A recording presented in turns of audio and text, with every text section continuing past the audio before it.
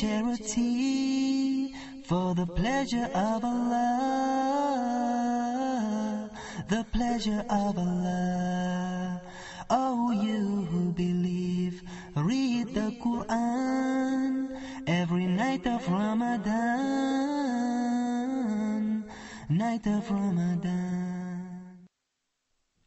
Ramadan Mubarak, and welcome to Ramadan Reminders. I'm Yusuf Estes, and I wanted to remind myself and all of us the importance of giving sadaqah, of giving charity. You know, it's not just in Ramadan, it's all year long, isn't it? That we have the responsibility as Muslims to care for those that are impoverished, those that are poverty-stricken, those that are not able to care for themselves. They need help. And it's our responsibility to take care of the miskin or the masakin, those that are poor. And I wanted to give you a couple of examples of that so you can realize the gravity of this situation. You can get a lot of reward from Allah by giving charity. And Allah can take a lot of things away from you that were hurting you, damaging you, remove difficulties from your life because you're helping to remove difficulties from the lives of others. And I'd like to give you one example of what happened to me when I was in Medina al-Munawwara one time. I was visiting in Saudi Arabia, and while I was at the masjid there's a big mosque, a beautiful place, and it's called the Mosque of the Prophet. And I was right there, and I was in what's called Hajj, or the pilgrimage, really thinking so hard about ways to get extra rewards during my pilgrimage or Hajj. So I put some bills in my pocket, some of the Saudi money, they're called riyals, and I had some riyals in my pocket. And as I was walking away from the prayer, I'd left the prayer and had started going back to my hotel, I saw the people crowded this way, that way, and there was a lady, an old lady, and she had her hand out like this, going around to everybody, going around, coming around, and I thought, oh, look at this lady bothering everybody, with her, having her hand out begging, because they have like almost professional beggars, that are running around different places. And so I thought, okay, let me just escape around here. So I went around the back side of the crowd and came around the other side. I said, I got by this lady. I didn't have to, be bothered by her. And then it hit me. I said, what am I doing? I put money in my pocket to give to the poor. That lady was a beggar. That was my best opportunity right there. Regardless of what she's going to do with the money, she put her hand out. All I had to do is put it in, and I wouldn't be worried about it now. I said, I need to go back and give some money to that old lady. And, regardless, again, what she does with it, that's her business. But she's asking, and it's my job to do what? And Allah tells us in the Quran about the one who repulses the beggar, turns them away. And like I was trying to escape around, and I felt bad about it. I said, let me go back now. I pulled out the few riyals that I had, and I was going to go give it to her. And where is she? She was gone. She was right there. I just turned my back. I said, no, okay, this lady might be faster than I thought. So let me go over this way. And then I went over there, and I back over here. And I walked the whole entire length of the masjid and back again. And I went down the other side and looked, and not only I couldn't find that lady, I couldn't find any beggars anywhere. I said, well, because this time of the year, in the Hajj season, the beggars are everywhere. I said, okay, let me just go across the street to the hotel. There's plenty of people out in the streets out there. There'll be some beggar, So I started walking across the street, looking again.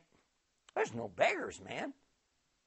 There's no beggar anywhere. There's nobody that, like, sometimes you see an amputee, maybe they're missing a leg, the arm, something like this, and they're blind people. It's got to be somebody out here to give this to.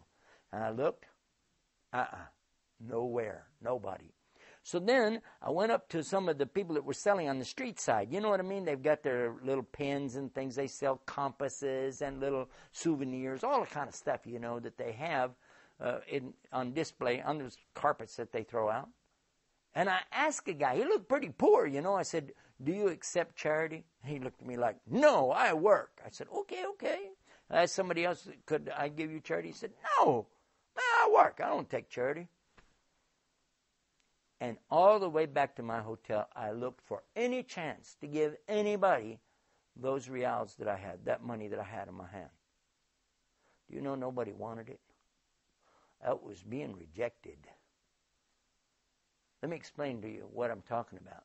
It means that when you give charity, that means Allah accepted it from you. But when you go out here thinking that you're doing something, you're really not.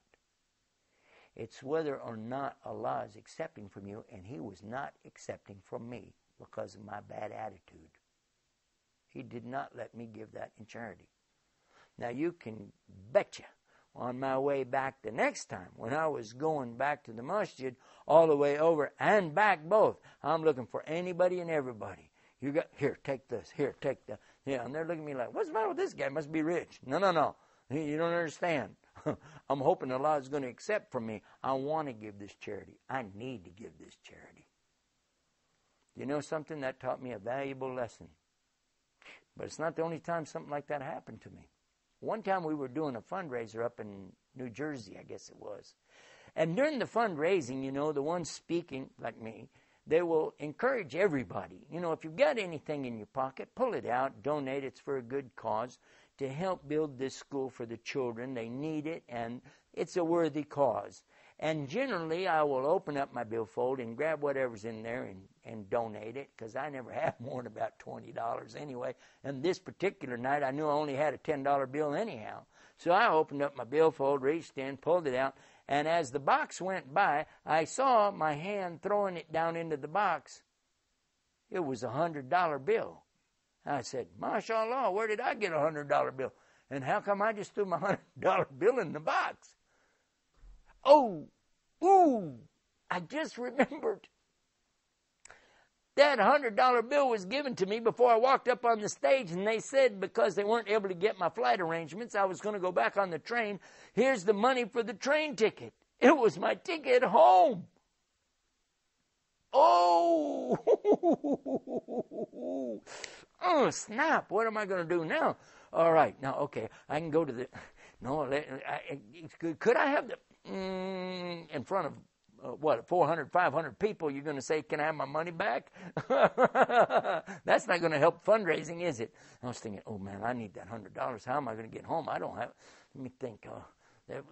I know. After they're all through, I'll go to them and say, you know, by the way, there's a $100 bill in there. It's mine. And then they're going to look at me like, what? How do you know it's yours? Oh, well, it says on it, United States of America. You can identify it. I knew I'd had it. I knew. I said, oh, boy.